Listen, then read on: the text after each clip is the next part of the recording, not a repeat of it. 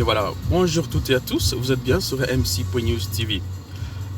Voilà pour la deuxième capsule que j'ai fait sans montage et sans coupure, pour un peu vous rapporter ma lecture que j'ai fait et par rapport à ce que j'entends et ce que je suis sur les réseaux sociaux moi aussi et sur des chaînes nationales.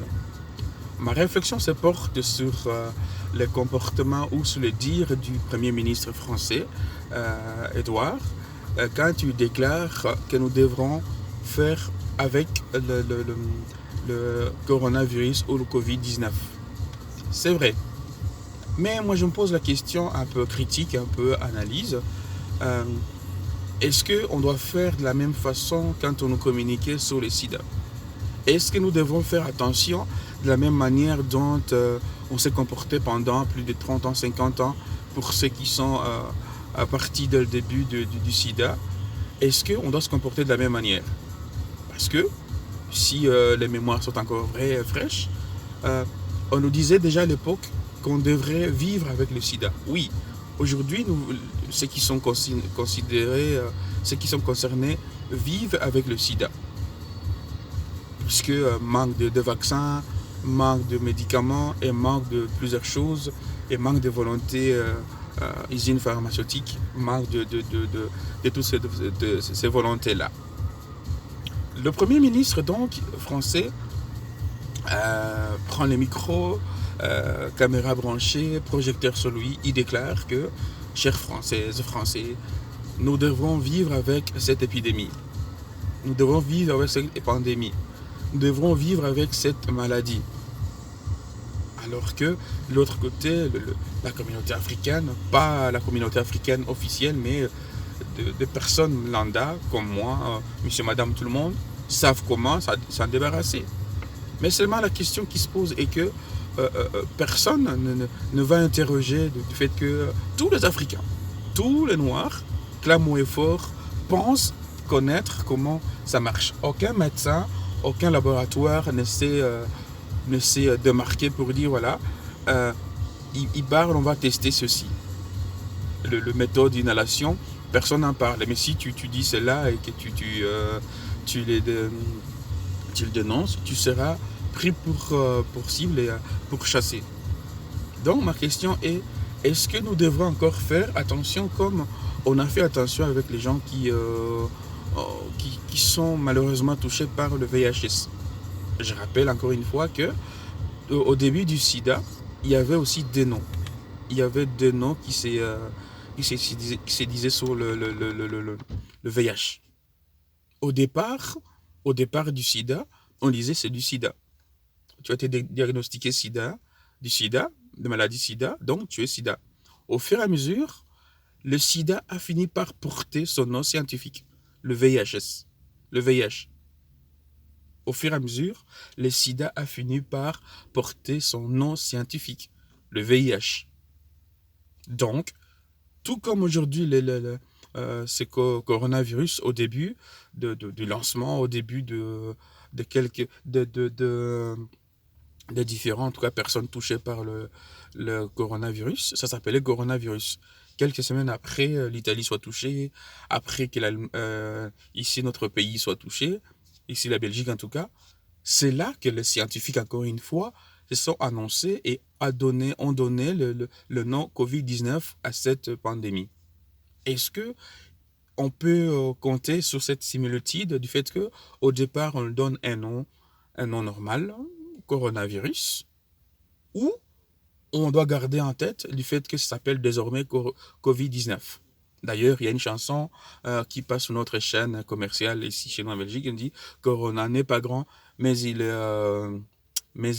dangereux. Enfin, on comprend ici la manière dont la chanson de Kirikou a été subtilisée dans la publicité. J'espère en tout cas que les droits ont été versés, en tout cas pour la mélodie et pour l'étude.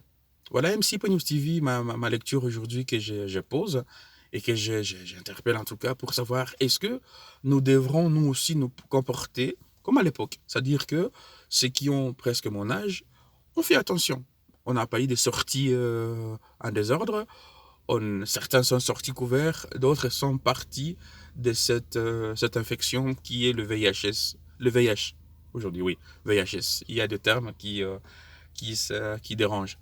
Donc voilà, MC.News TV, c'est en tout cas c'est la lecture que j'ai fait et je mène en tout cas ma lecture de cette manière-là, de savoir est-ce que nous devrons nous comporter comme au début du sida. Nous devrons en tout cas nous protéger le plus possible de cette pandémie, de cette maladie qui emporte tout le monde. En tout cas, n'hésitez pas à m'envoyer vos commentaires inbox ici en bas de cette page-là. Comme ça, je pourrais les lire et faire une autre capsule de ma réflexion, de voir comment est-ce que vous me suivez de partout où vous êtes. En tout cas, dites-moi où est-ce que vous me suivez.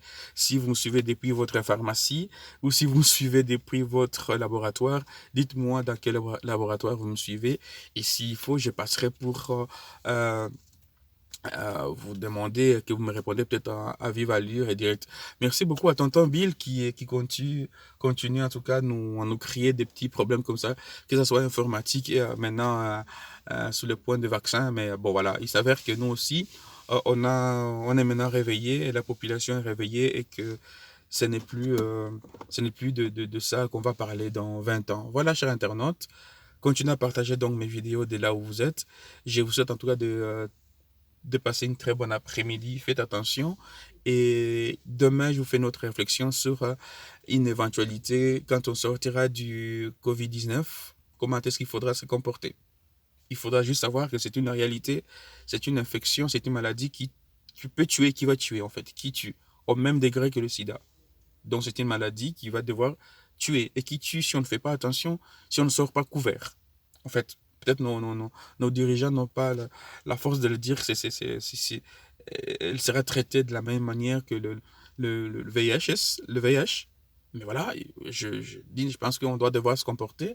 Si le ministre français l'a dit, donc nous devrons nous comporter de la sorte, nous protéger, nous protéger. Surtout que ces derniers temps, nous sommes tous enfermés à la maison, enfin enfermés, c'est un gros mot.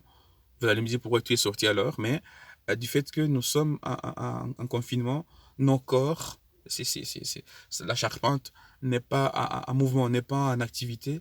Il y a certaines cellules de notre corps qui imposent aussi. En fait, il a compris que non, ok, ici on ne bouge pas, on ne fournit pas d'efforts, il reste en stand-by. Ce qui fait quand on sortira du confinement, il y aura encore plus de malades parce que tout simplement, le corps n'est plus habitué aux activités sociales, surtout que l'acte social est quasi banni sur la place publique. Donc, ça sera un effort à fournir, encore à affronter la réalité sociale, encore affronter ce qui fait de nous humains, ce qui fait de nous social. Eh bien, tout cela, il faudra que notre système immunitaire s'habitue à quelqu'un qui tousse à côté, à quelqu'un qui éternue, à quelqu'un qui chipote à son nez à côté. Déjà, c'est un point auquel on devra faire attention. Ce n'est pas du fait que nous sortons et que nous serons peut-être encore une fois libres. On va devoir aller dans nos cafés préférés, chez Grand Lac, à Mons, on doit aller chez Tata Nanette. Ce n'est pas ça la question, mais c'est la question de savoir comment est-ce qu'on va sortir de cette épidémie.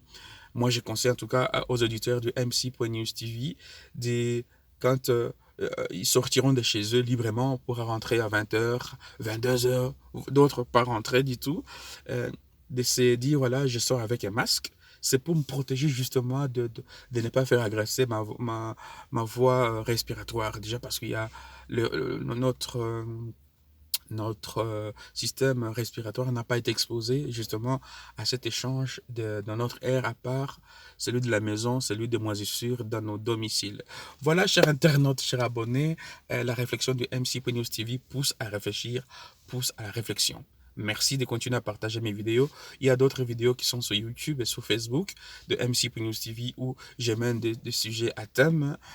Je vous souhaite en tout cas de faire attention et puis restez chez vous pour protéger les vôtres. Salut, à très bientôt.